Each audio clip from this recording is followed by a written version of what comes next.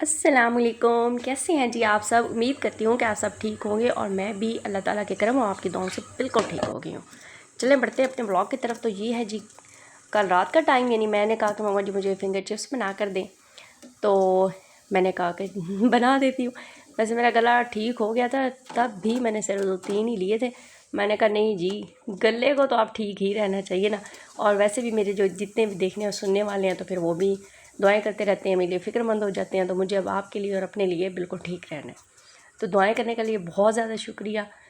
बस जी उसके लिए बना रही थी फिंगर चिप्स, और उसके साथ साथ ही हम उसके ऊपर ना ये चाट मसाला डाल देती हूँ तो बहुत मज़े के हो जाते हैं। पत्ती घर में ख़त्म हो गई थी, मैंने आते हुए लेते हैं कोई सब्ज़ी ले आए। दोबारा से भिंडियाँ ले आए क्योंकि भिंडियाँ सबकी फ़ेवरेट हैं और महर की तो बहुत ज़्यादा जी। तो ये है नेक्स्ट मॉर्निंग का टाइम। यहाँ पे मैं के बाबा सो रहे थे, मैं नमाज़ पढ़ के आई थी तो फिर मैंने थोड़ा सा यहाँ व्लॉग बनाया। अच्छा जी, महर को भी फिर उठा देते हैं, नमाज़ पढ़ता है, कभी ये भी सो जाता है, कभी उठा रहता है। यानी इस तरह से हमारी जो मॉर्निंग रूटीन है वो चलती रहती है। आज मेरा बहुत दिल चाहा कि मैं आपके साथ अपनी मॉर्निंग रूटीन शेयर करूं। बेड पे मैं और महर सो जाते हैं, पर ये जो चटाई है उस पर सोते हैं। महर के बाबा बड़े शौक से खुद ही बस महर को उठा दिया था, वो जा रहा था, मैंने कहा आप फ्रेश हो जाए और मैं बना लेती हूँ नाश्ता। नाश्ते में हम ना पराठे खाने वाले हैं, फैमिली शौक से खाते हैं, कोई खुश्क रोटी खाता है, कोई ब्रेड ले लेता है, लेकिन हम तो खाते हैं जी पराठे। मेरी क्या तरतीब होती है कि पहले बना लेती हूँ महर का पराठा, क्योंकि उसमें स्कूल जाना होता है, उसे बहुत जल्दी होती है। और उसके बाद फिर बना लेती हूँ अपने हस्बैंड का, उन्होंने ऑफिस जाना होता है। उसके बाद बनाई जी चाय और बहुत ही सियानों वाला काम करती हूँ, और आखिर में बनाती हूँ अपने लिए पराठा, क्योंकि पराठा जब ठंडा हो जाता है मुझे बिल्कुल अच्छा नहीं लगता। तो लास्ट पे अपने लिए पराठा बनाती हूँ और फिर वहाँ बैठ के, अगर ये सब चले जाएँ तो अकेले बैठ के खाना पड़ता है, और अगर महर के बाबा हों, क्योंकि उनका ऑफिस का रूटीन फिर भी कुछ वो यानी 8, 9, साढ़े 8, 8 इतने बजे होती है ना। लेकिन महर का तो एक फ़िक्स टाइम है, जैसे आपको पता है स्कूल का एक टाइम होता है। तो महर चला जाता है और उसके बाद फिर जी मैं लाउंज में ही बैठकर नाश्ता कर लेती हूँ। अच्छा, जो मेरी हेल्पर है ना, वो एक घर से करके उसके बाद सेकंड नंबर पे हमारे घर में आती हैं। तो अगर उन्होंने चाय पीनी हो तो फिर हम दोनों बना लेते हैं, कभी मैं रख भी देती हूँ। और वैसे वो अक्सर ही कहती है कि मैं पहले घर से पी आई हूँ, लेकिन मेरी फरमाइश पर फिर से पीनी पड़ती है। बस जी अब आप किचन का हाल देख लें थोड़ा, जैसे हर घर में किचन नाश्ते के बाद दोपहर के खाने के बाद बर्तनों का ढेर लगा होता, तो मेरे घर में भी वैसा था। बर्तन धो लिए थे, अब ये कुछ कंटेनर थे जो मैंने धो के रखे हुए थे, ड्राई हो चुके थे, तो मैंने कहा इसको पहुँचा दें जी कैबिनेट में, क्योंकि अगर ये बाहर रहेंगे ना तो मुझे इरिटेट करते रहेंगे। यानी मैं अपनी समझती हूँ कि घर जो एक चीज़ जहाँ पे रखनी है ना उसको फ़ौरन से रख दिया जाए। खैर जी कंटेनर रख दिए, और उसके बाद फिर जो कुछ अंडे आए हुए थे घर में ना, क्योंकि तबीयत 2-3 दिन से सही नहीं थी, तो मैंने वैसे ही फ्रिज में रख दिए। आज ज़रा से फिर एनर्जी आई तो मैंने कहा उसको धोऊं जी, धोने के बाद ही रखनी है। और कुछ फ्रूट आया हुआ था तो वो भी मैंने धो के बास्केट में रख दिए थे।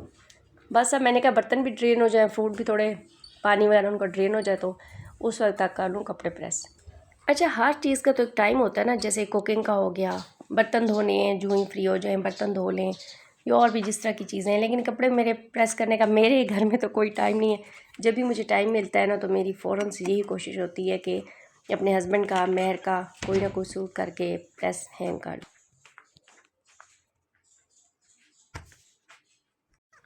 बस तो आज तो वैसे भी जुम्मा है, आप सबको जुम्मा बहुत बहुत मुबारक हो। मैंने भी जुम्मा नमाज़ के लिए जाना है, और मेरे हस्बैंड भी जब ऑफिस चले जाते हैं तो वहीं से जुम्मा की नमाज़ अदा कर लेते हैं। बस जी हेल्पर आ गई थी, और अब मैंने कहा कि आज जो हमारी दीवार पे प्यारी प्यारी सी डेकोरेशन पीसेस लगे हुए हैं ना, आज इनको नीट करते हैं, क्योंकि अब थ्रेशर का मौसम आ गया, जगह जगह पे थ्रेशर चल रही हैं। चाहे सिटी के पास है लेकिन आस पास में ज़री ज़मीनें हैं, और हवा जब चलती है ना तो उसमें थोड़ा थोड़ा भूसा आता है, डस्ट आती है।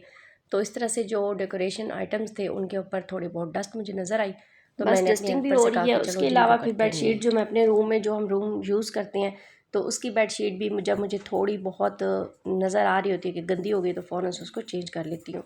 तो बस आज बेडशीट भी बदल ली थी। उसके बाद फिर जी हम आ गए थे किचन में, क्योंकि किचन के बर्तन तो मैं धो चुकी थी, और उसके बाद जी किचन को करना था, यानी उसको सिंक को साफ़ करना था, उसके स्टोव को करना था, तो वो कर रहे थे।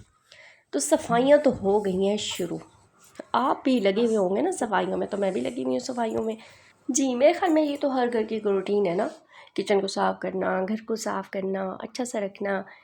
तो इससे वीडियो बनाने का मकसद भी यही होता है कि आप भी मोटिवेट हों और मैं भी मोटिवेट रहूँ। अच्छा, जब भी ना हम इकट्ठे होते हैं, यानी हमारी फैमिलीज़ होती है, ईदों पर ही होती हैं, अल्लाह खैर से मिलना मिलाना करे जी सबका।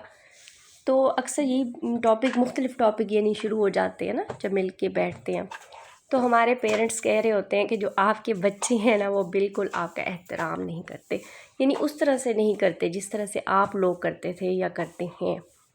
और ये वाकई एक सच बात भी है, यानी लेकिन मैं जब अलहदा होती हूँ या फ्री होती हूँ तो तब ये सोचती हूँ कि क्या हम एहतराम करते थे पहले वाले बच्चे, या एक डर होता था, या डर की वजह से एहतराम करते थे। कभी आपने सोची है ये बात? आजकल के जो बच्चे हैं वो बहुत ज़्यादा फ्रेंडली है, वो हर बात बिला झिझक कह देते हैं अपने पेरेंट्स को।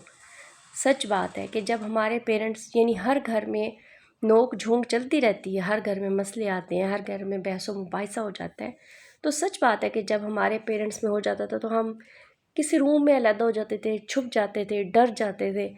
लेकिन आजकल के बच्चे ना कह देते हैं, सामने कह देते हैं कि मम्मा पापा प्लीज़ इस तरह का कोई काम ना करें, मम्मा पापा प्लीज़ चुप हो जाएं, या मम्मा पापा बेचारे खुद ही किसी अलग से रूम में बहस कर रहे होते, तकरार कर रहे होते कि बच्चे ना सुने और वो अपसेट ना हो और उनकी स्टडीज़ इस वजह से इग्नोर ना हो।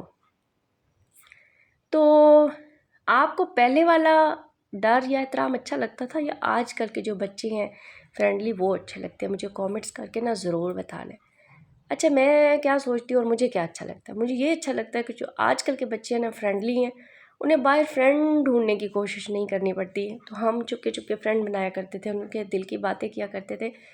ये नहीं, हमारे दिल में बहुत सी ऐसी बातें जो हम अपने पेरेंट्स से खुल के कर ही नहीं पाए, अपनी ज़िंदगी को लेके या उनकी ज़िंदगी को लेके, या किसी भी बात को ना खुल के आज तक नहीं कह पाए। चलो किसी एक पेरेंट का मान भी लेते हैं कि मम्मा पापा में से किसी एक से हम कह सकते होंगे या कह दिया होगा, लेकिन दोनों से नहीं कह पाए। लेकिन यकीन करें कि जो आजकल के बच्चे हैं ना, यानी अपने भाइयों की फैमिलियों में देखा है, अपने घर में देखा है, अपने आस पड़ोस में देखा है कि वो सब कुछ कह देते हैं, और ये बहुत अच्छी बात है। इन्हें दिल में नहीं ना रखते, उन्हें कुछ चाहिए, उन्हें कुछ कहना है, उन्हें कहीं जाना है तो वो फ्रैंकली कह देते हैं। तो ये अच्छी बात है, मुझे इस तरह से लगता है। आप ज़रूर बताइएगा कि पहले का डर था या एहतराम? खैर जी, सारी सफाइयाँ हो गई, उसके बाद एनर्जी के लिए हम पी रहे हैं चाय। तो अच्छी है या बुरी है लेकिन पी रहे हैं। मुझे तो इजाज़त, अल्लाह हाफिज़।